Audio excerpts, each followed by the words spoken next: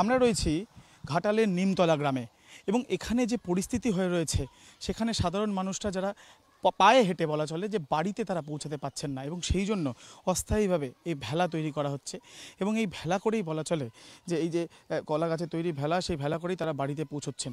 প্রত্যেকটা বাড়িতেই জল এমনভাবে জমে গিয়েছে সেখানে কিন্তু সাধারণ মানুষের পক্ষে জীবনযাপন করা অত্যন্ত দুষ্কর হয়ে উঠছে।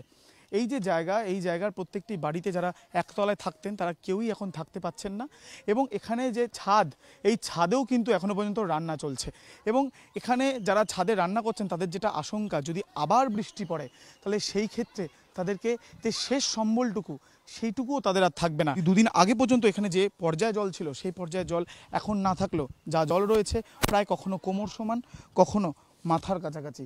এখানে যারা গৃহস্থে যারা রয়েছেন তারা কিন্তু ছাদেই এক প্রকার বলা চলে ত্রিপল লাগিয়ে তারা সেখানেই এখন তাদের আস্তানা এবং এইখানে যে টিউব কল রয়েছে, এই যে টিউব কল, জলের টিউব কল, সেটা কিন্তু সম্পূর্ণভাবে জলের তলায় এবং জলমগ্ন এবং সেই জন্য সেখান থেকেও খাওয়ার জল পর্যন্ত তারা পাচ্ছেন না। যে প্লাস্টিকের প্যাকেট, সেই প্লাস্টিকের প্যাকেট যেটা সরকারের তরফ থেকে দেওয়া হচ্ছে জলের, সেই প্যাকেটটাই কিন্তু তাদের শেষ সম্বল। এখানে যারা রয়েছেন তাদের সঙ্গে কথা বলবো। ও দাদা, দিদি, আপনারা এখানে কতজন রয়েছেন? একটু যদি জোরে বলেন। 14 জন আছি। ছাদেই রান্না হচ্ছে? হ্যাঁ, ছাদেই রান্না হচ্ছে। তো আপনারা এখানে রয়েছেন, বৃষ্টি পড়লে কি করছেন? এখন একটা তিরপল দিয়ে গেছে আর জল দিয়ে গেছে। কই জল দেখি? আর বাচ্চাদিকে জলের প্যাকেট একটা নিয়েছো। আর বাচ্চাদিকে বিস্কুট দিয়ে গেছে।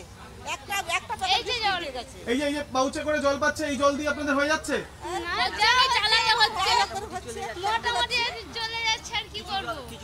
একেবারেই যারা রয়েছেন তারা এখানে কোনো প্রকারে জীবনযাপন চালিয়ে যাচ্ছেন সেই ছবি কিন্তু এখানে দেখা যাচ্ছে।